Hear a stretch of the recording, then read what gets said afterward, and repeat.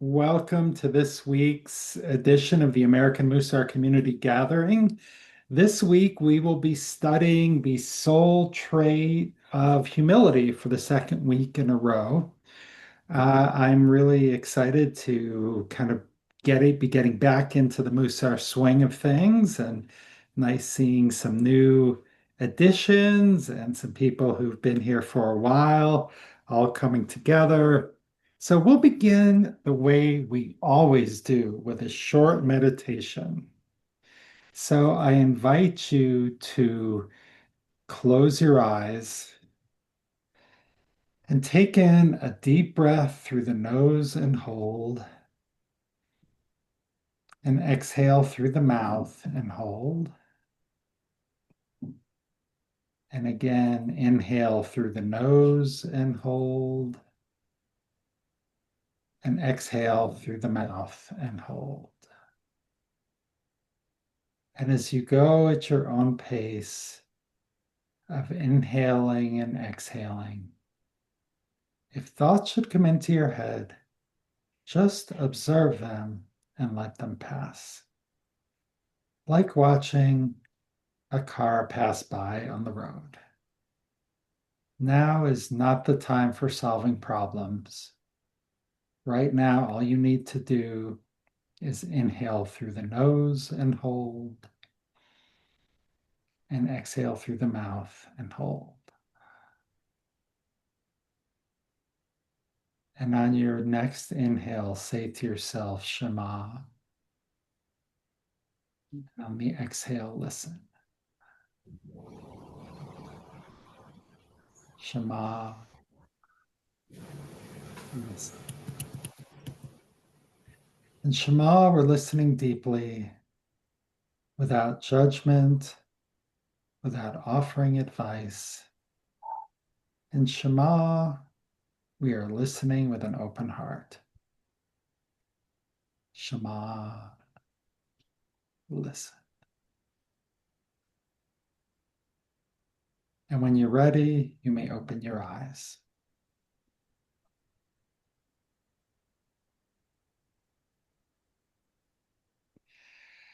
Well, friends, we will begin with a little bit of follow-up to last week.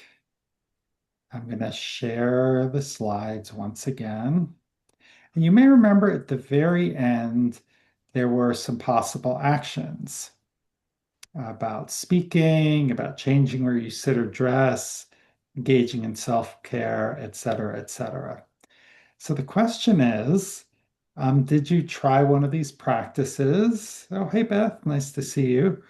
Or if you weren't here last week, or if you forgot, you could just sort of check in and maybe say, where did humility show up for you? And that is kind of what we see here on this slide. Mm-hmm. So where did humility show up for you? And did you try a practice? So I'm going to stop sharing and then we'll engage. So please raise your hand either virtually or in Meet Space. And I'd love to hear how your week was.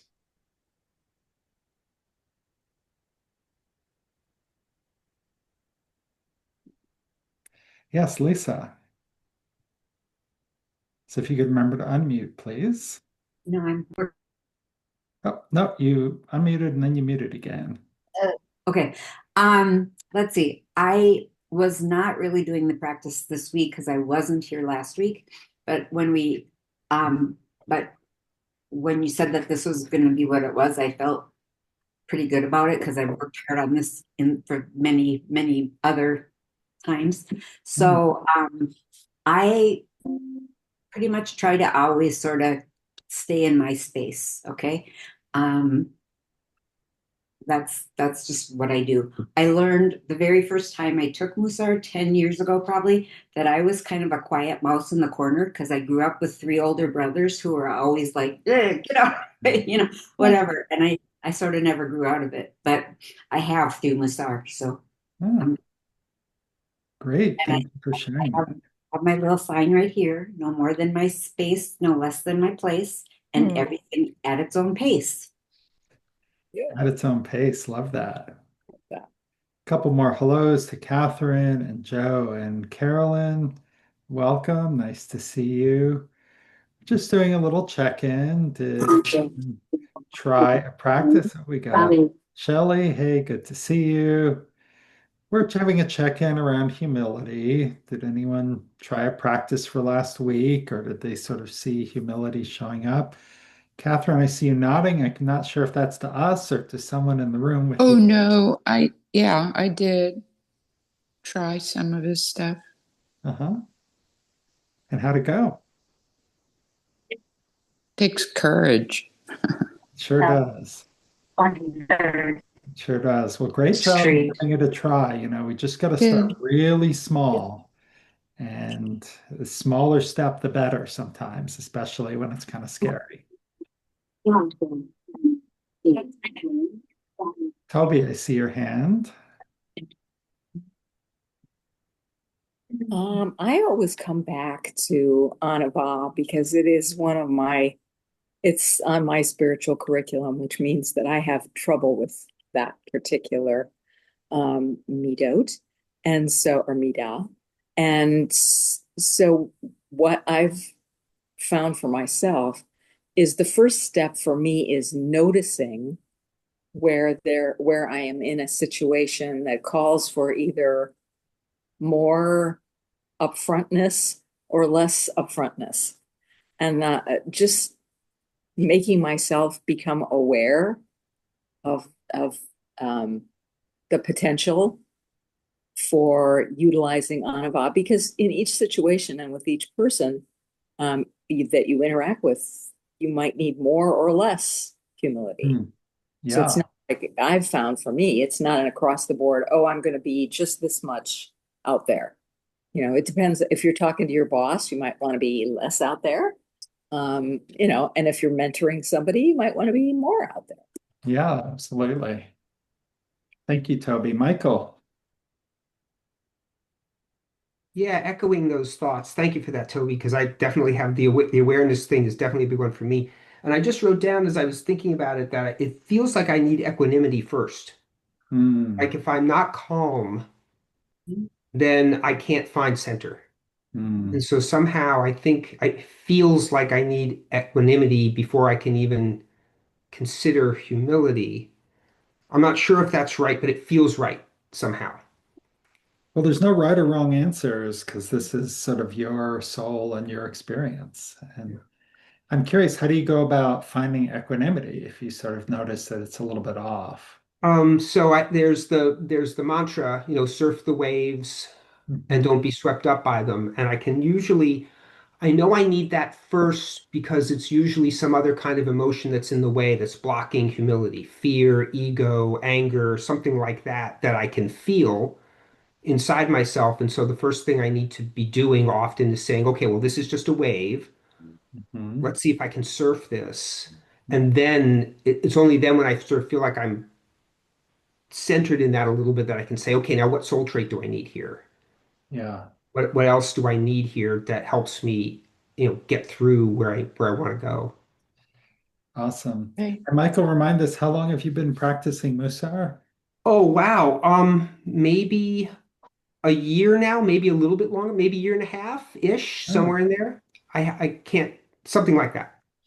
yeah, well, that's great because that's a much more advanced, some people here are just getting started and some people here have been studying for a while, and you were just getting started a year and a half ago. And all of these different soul traits interact with one another. And Michael is giving us a great demonstration that, once you've been through the cycle a couple times, you can start to play, yeah, like I'm focusing on humility right now, but geez, I really need to be centered and to work on equanimity before I can even start to tap into that because and equanimity is this ability to kind of keep a level head in different types of situations. And so, yeah, that's powerful. Beth. Um, Humility is one of the things that It's one of the first things I worked on in Mussar.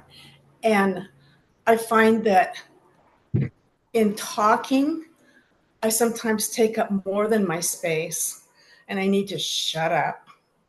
But in sharing space, like in shared living situations, I tend to kind of hide off in the corner and let their decorations stay up and not say, I want to put some of my decorations up too.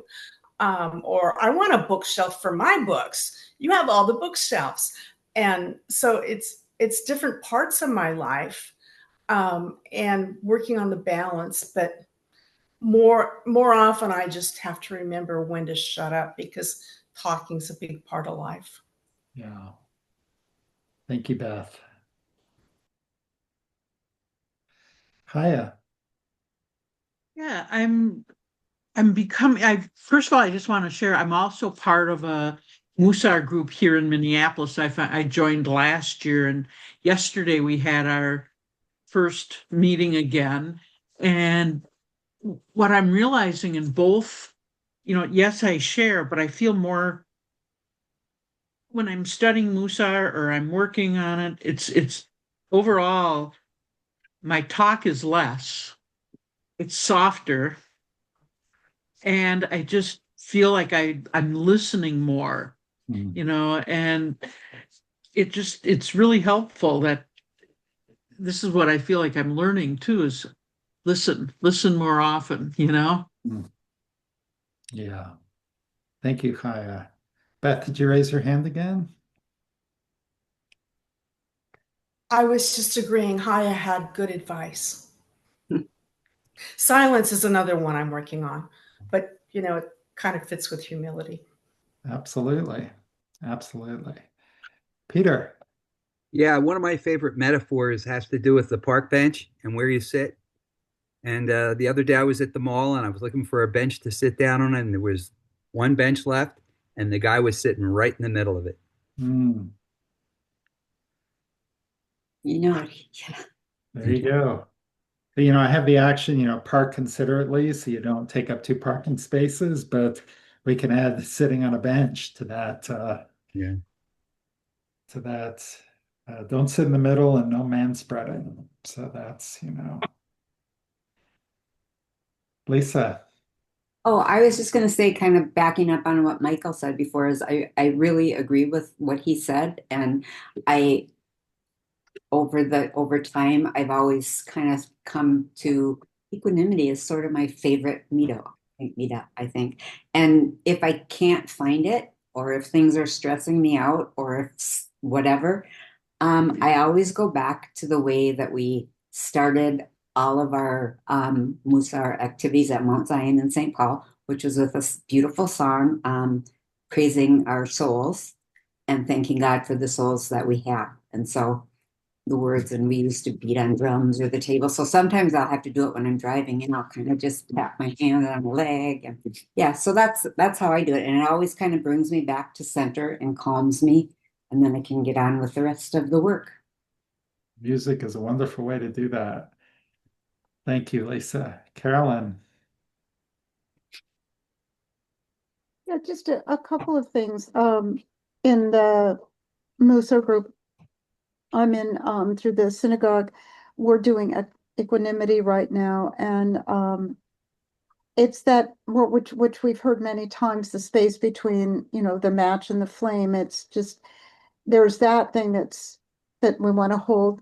It's also, I think, really being present and being as present for the good things as the bad things, accepting them both and weighing them, knowing that when we're in a difficult time, this too will pass, and there will be good times following that, and sort of just the general cycle of life, and holding both of those things. And the other thing was then, in terms of taking the right amount of space with humility, it isn't necessarily that it isn't that that's the middle, like in your book, and where you have the arrows and what too little and too much. It isn't necessarily that the middle spot is the right spot. There's going to be times when we need more. There's going to be times when we need less. and just being present and focusing, I think is helpful. Thank you, Carolyn. Being present, yeah, it's both a means of doing the practice and it's an end of doing the practice, because the more that we can kind of tie into these different soul traits and understand and notice, where humility is out of balance, that helps us with the being present journey as well. Eileen, I saw your hand. I just wanted to say that for me, the key, or perhaps one of the keys for humility, is really slowing down and respecting the person I'm with. I mean that I know it's it's kind of a fundamental thing, but it's very easy for me if I get excited about something to talk and think that I've got the greatest idea on earth, and not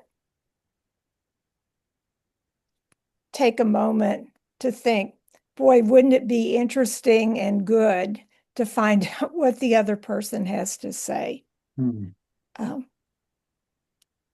Yeah, I think that's we're going to talk about the Tower of Babel story in a little while, and I think wondering what the other person has to say, I think is kind of one of the below the layers features of that story.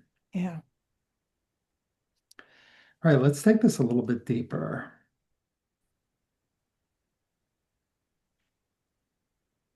Okay. So we were just talking about this spectrum of humility and the no more than my space, not less than my place mantra. And with all of the soul traits, I found it really helpful to think about them on a spectrum and to look at the extremes as a way of kind of understanding where we are. So too little humility, it can lead to arrogant behaviors, um, thinking you're always right, talking over other people, et cetera, et cetera. But too much humility also is not good, and it can lead to self-debasing behaviors, um, which can look like sort of being a mouse or not speaking up about what about my decorations, et cetera. But it can also really get into low self-esteem type of issues. And of course, arrogance can be a sign actually of low self-esteem as well. And there are actually a lot of similarities between the two extremes because it's a focus on the self. It's just an excessive focus on the self. And where we want to be is in the middle, where we have a balance between, ourself and other people. So someone had just commented, I think it was Carolyn, that in different circumstances, we want to take up different amounts of space. And so I sort of created a little bit of a visual for this where, my sophisticated graphics skills in play here. But sometimes, we may not need very much space. Other times, it might be appropriate to take up all the space in the room. So how do we know? How do we sort of figure out how much space we're supposed to be taking up?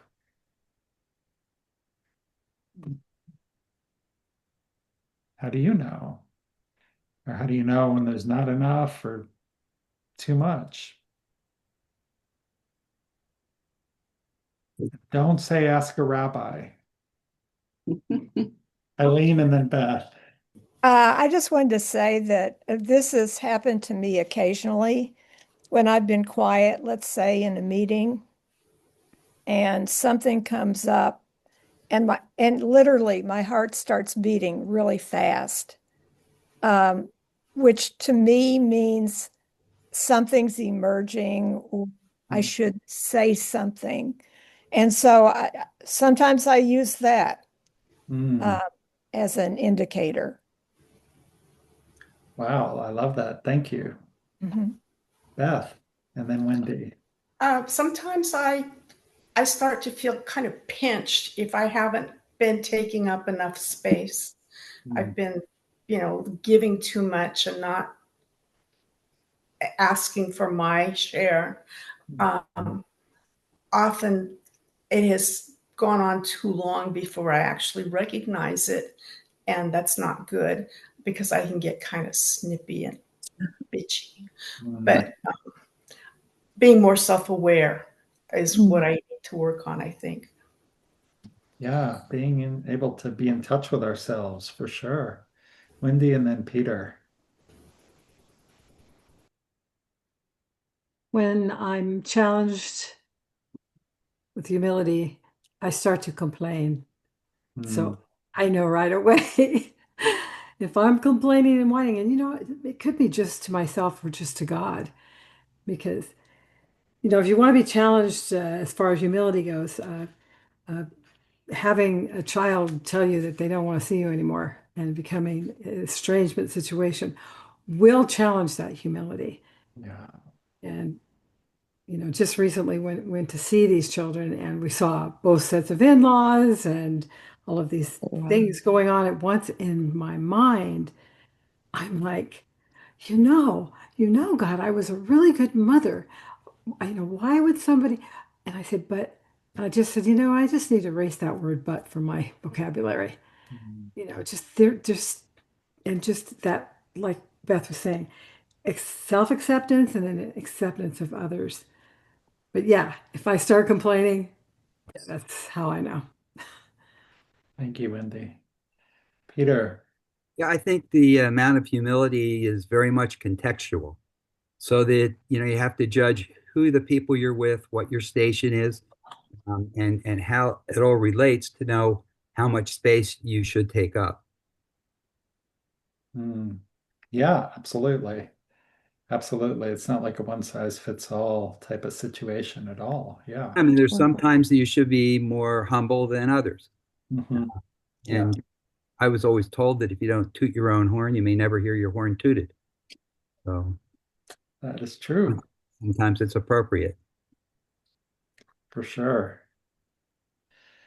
I was thinking about, and I see your hand, Shelley, I'll get to you in a minute, but I was thinking about someone who I didn't get along with in school, in rabbinical school. And the first time I met him,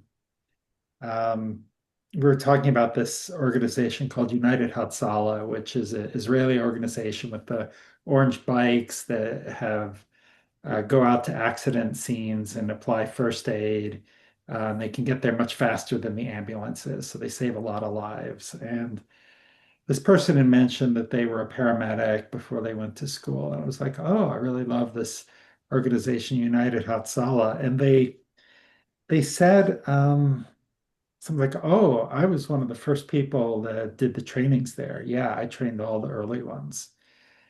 And I was thinking about that today. It's like, why did that rub me the wrong way? And I realized that in that situation and in subsequent, it always kind of came back to himself. And it wasn't like, oh, I love that organization too. And wow, they're so fantastic. And I had the privilege of being a part of some of their early trainings. And I loved seeing all the work being done. There's different ways you can kind of mention that you had an early role, but there wasn't any, and this is my judgmentalness perhaps, but for me, it was just like, oh, okay, good, well, good for you, dude, and um, so I'll hear from Shelley now. Remember, there you go. Got it. So I've really been practicing on how to center myself, to be at peace with everything. And of course, one of the challenges is to when you have maybe perhaps a trigger from somebody, they've said something and how it makes you feel.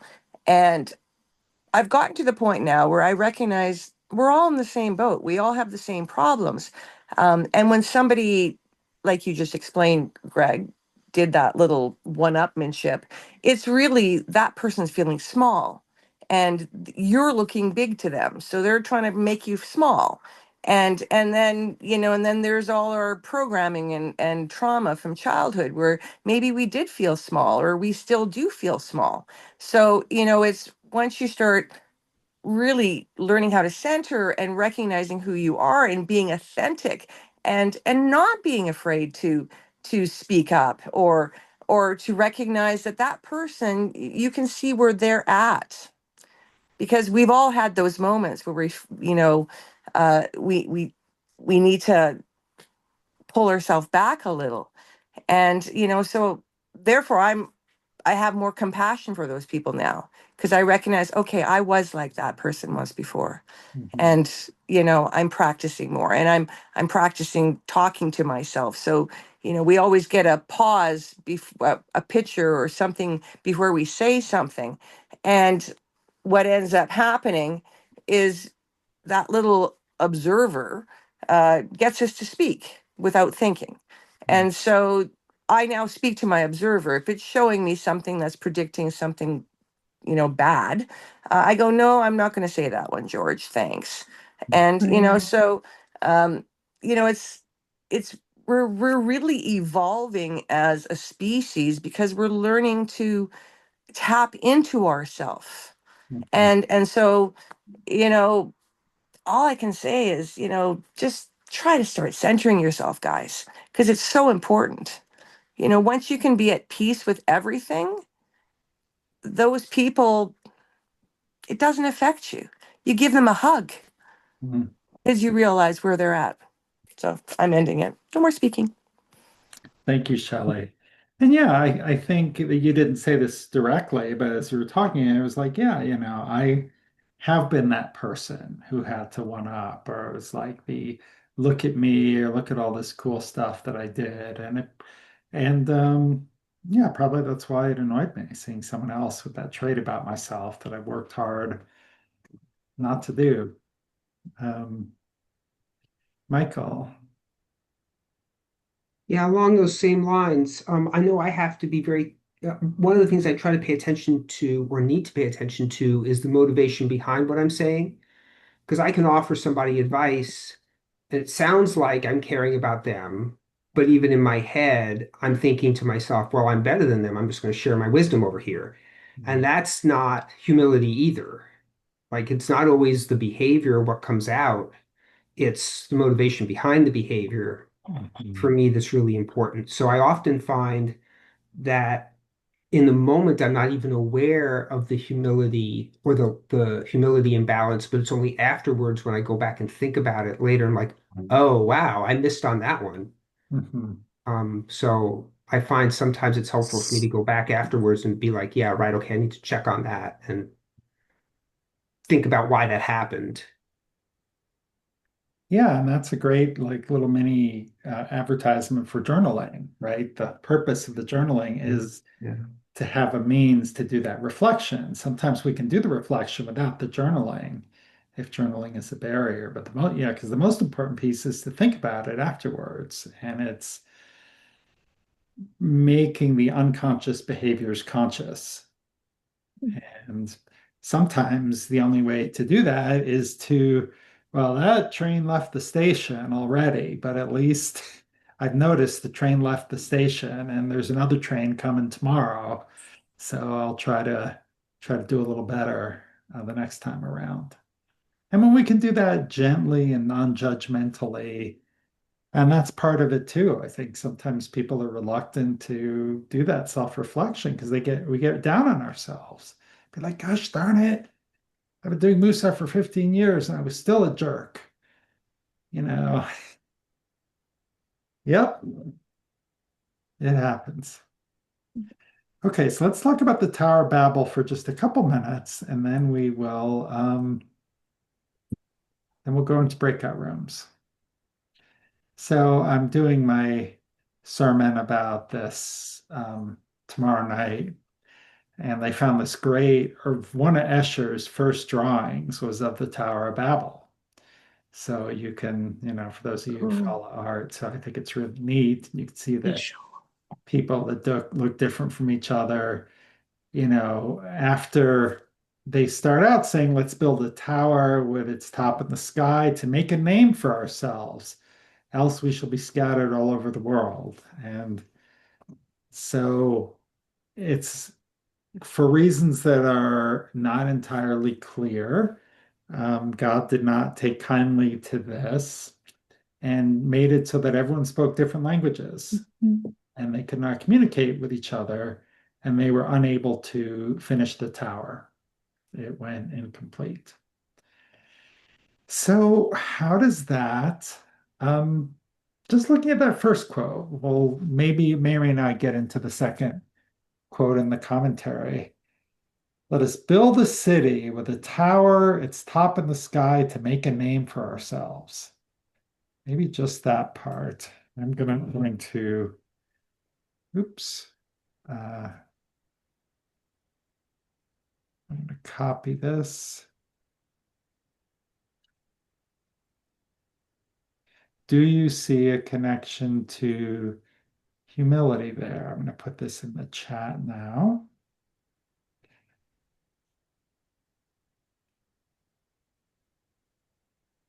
Beth.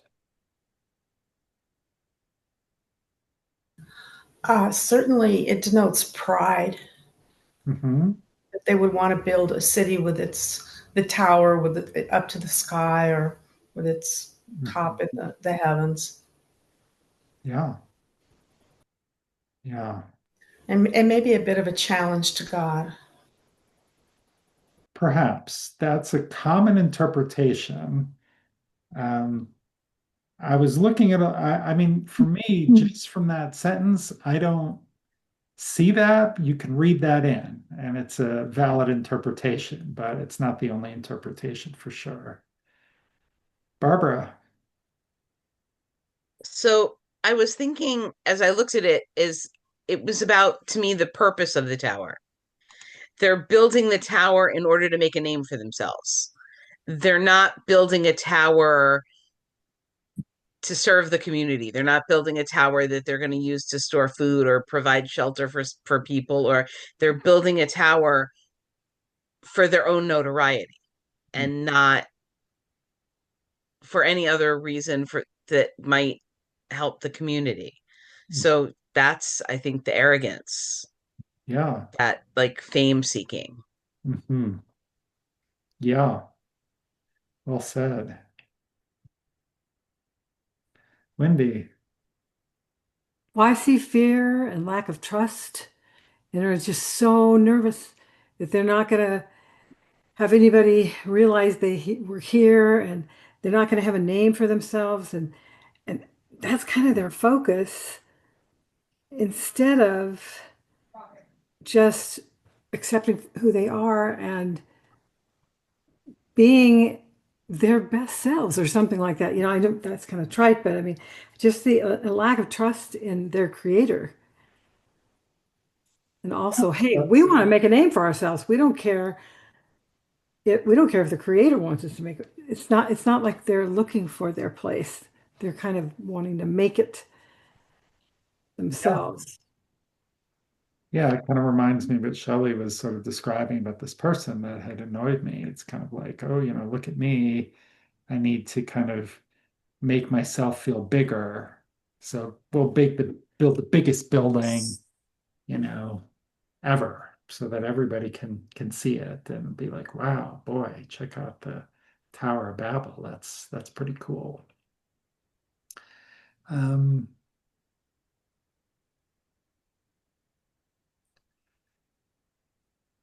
all right, we're going to leave off on that because I want to get us to our breakout rooms. And if we spend too long on one topic, then we don't necessarily get to the breakout rooms, even though this is interesting. And maybe if we have time later, we can come back to this the second reading. So there is a teaching by Rabbi Simcha Bunim who said he always carried two notes in his pocket.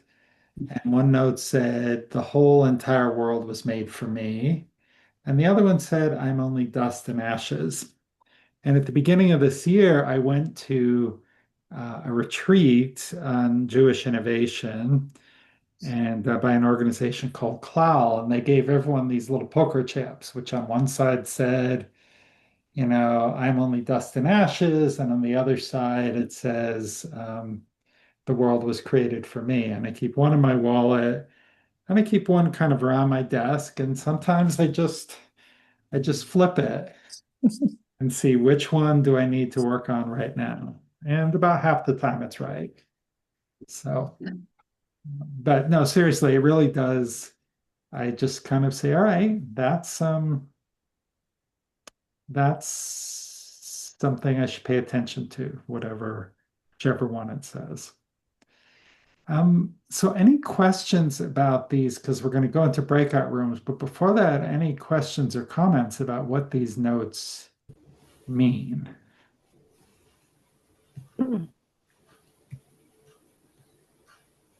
Yes, Beth. Along the lines of your chip, I was reading something about the creation of the world, and it said that man was made in God's image, but if he got too proud, then he could also be reminded that he was made after the gnat. Ah, Wow. nice. Dust and ash. Yeah. Okay, I'm going to share again and show the prompt for the breakout rooms. There's the share button.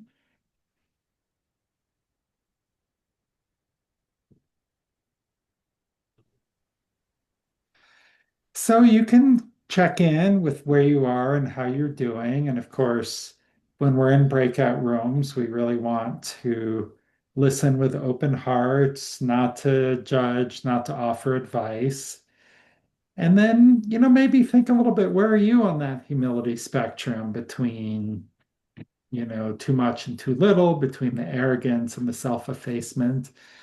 And then what note do you need right now? How might leaning into the world was created for me help you be a little less self-effacing? Or maybe I am but dust and ashes might help you to kind of keep it cool, make a little more space for others. Yes, Wendy. I was just going to say that on its face, they look like they're opposite, um, but they actually bring clarity to one another. How so? The two notes, because they're defining who we are, what humanity is. That's right. We are both. We are absolutely both. Okay, so I'm going to open the rooms. Going to pause the recording.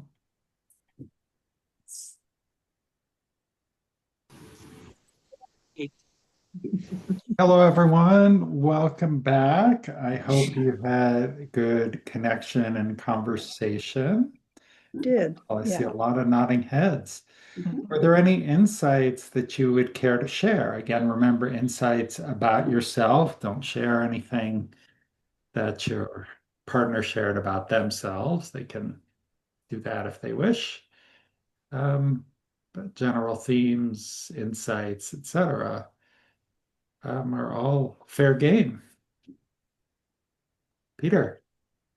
My understanding is that the rabbi kept one note in one pocket and one note in the other pocket. And when he was feeling particularly humble, he would pull out the note that said that, the world was his. And in the other pocket, he'd use that when he had too little humility to Correct. remind him where the center was. Yes. Oh Yes, my thank God. you. I should have probably reminded everyone of that part of the story beforehand. But yeah, absolutely. And I was once doing a live group and it was kind of a Mussar for parents. And it was one of my best one-off Mussar groups ever because it was at a Lamud and there were three generations. And there was a woman there nursing a baby, and there was someone there with their adult grandchild, and so sort of a woman who had youngish kids, was talking about being in Trader Joe's and always yelling at the kid and stressed and whatever. And I said, well, what note would you need? She says, oh, well, it's always the dust and ashes. I just feel so small. And I was like, well, what would happen if you pulled out the other note and said the world was greater for me? It's like, oh, I would be dancing and singing to them and joking Mm. around and distracting them. And I'm like, okay, so that's kind of the whole idea is we pull out the one that we need, not the one that we're kind of being mired in. Right. Yeah. So thank you for pointing that out, Peter. Toby. Okay, let's see here. Oh, right. My partner brought up a story about relativity. And by that, she meant this poor guy goes to a rabbi, and I won't tell the whole story, but eventually the rabbi tells him the guy was complaining about how small his house was and everything. And so the rabbi told him, bring in the dog and the cat and the cow and so the guy went home and did this, and it was just terrible. Anything he thought about before was just nothing. And so he finally goes back to the rabbi and he says, "Oh, this is terrible, rabbi. Why are you telling me to do all this?" So the rabbi tells him, "Go home and take all the animals out of the house." So the guy does that, and then he comes back to the rabbi and he says, "Oh my gosh, my house is so spacious. It's so quiet now. Everything is really wonderful." And by that, I learned about things are always relative. Mm. You know, if you think it's bad now, it can always get worse. Or the companion to that is if you think it's great now, it can always get better. So, but that was a good lesson for me because I'm suffering from a tsunami of malfunctions in my house. Thank you, Toby.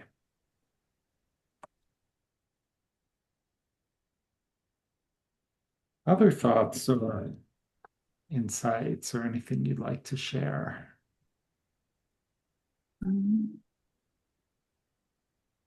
Yes, Eileen. Well,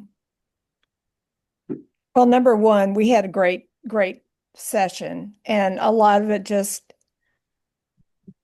was connecting. So I'll just say that was the lovely part of it.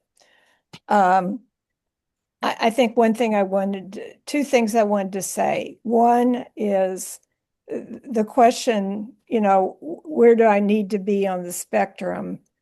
I think if you feel like your heart is open, it might be way over here or it might be over here, but if your heart is open, I think that's a good indicator. And if it's not, you better do something different. And then the only other comment I've got is that the world was made for me does not seem like the opposite of I'm only dust and ashes. To me, hearing that just makes me, if I embrace that, I would feel so grateful. Oh my God, the world was made for me. And I think if anything, that would make me feel humble. I'd be so grateful. So anyway, that's it. Thank you, Eileen. Well, I think you're someone with a very healthy dose of humility. And so we'll hear from Lisa next. Okay. Well, I just say a real quickie. Never mind. I just want to say she was a wonderful partner. Oh, thank you, Haya. Yeah.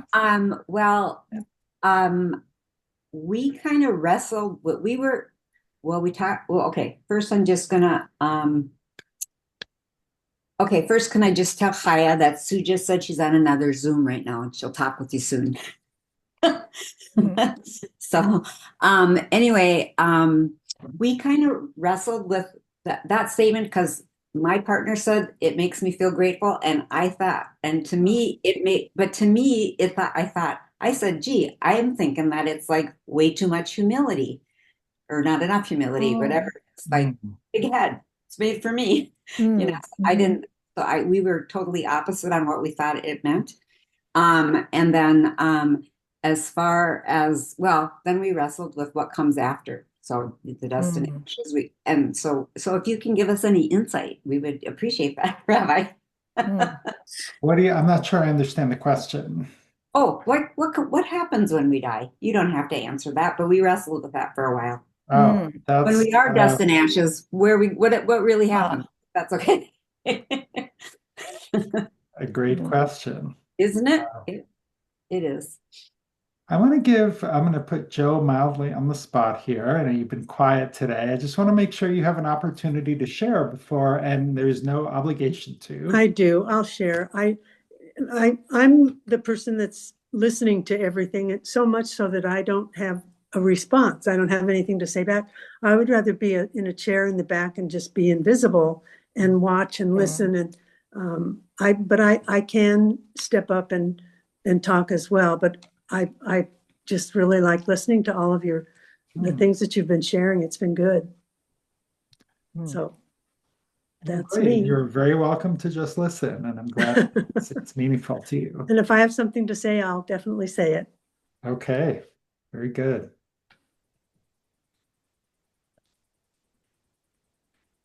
Yes, Peter.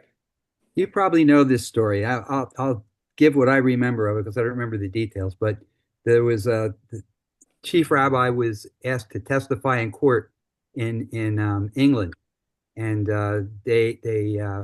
I guess they asked him whether he was the top expert in his field for a particular thing, and he said, "Yes, I am." And the judge looked at him and said, "I thought you people were humble." And the rabbi said, "Yes, but I'm under oath." Oh, that's perfect. It's a great story. That's good. Yeah, I've heard it attributed to different rabbis who said Okay. that. So it doesn't matter. Although my favorite way of telling it was the rabbi says, "What am I supposed to do? I'm under oath." What? Um, well, friends, we will close the way we always do with a short meditation, and then I'll just give a quick reminder of the schedule. So please, once again, relax and close your eyes and take in a deep breath through the nose and hold. And then a nice leisurely exhale.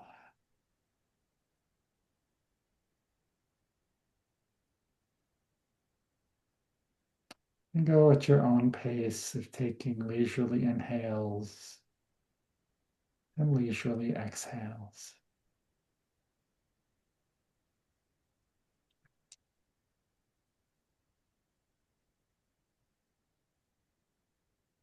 Imagine a glowing ring around yourself. That ring is your space.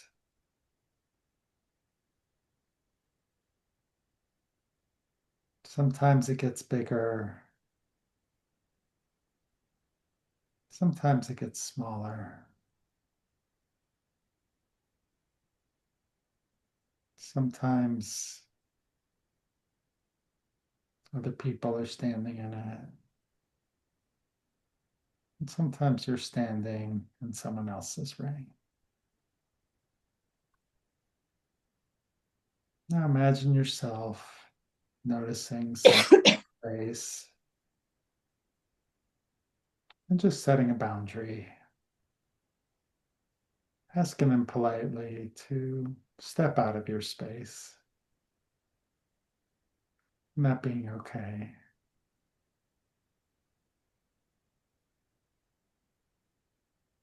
And notice yourself standing in someone else's space. And just taking a step back without even being asked. You have agency to choose. And what you choose is okay.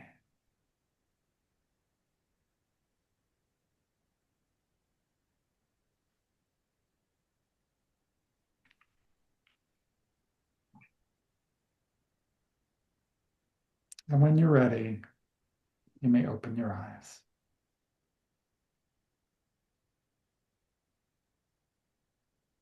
Friends, thank you so much for being here.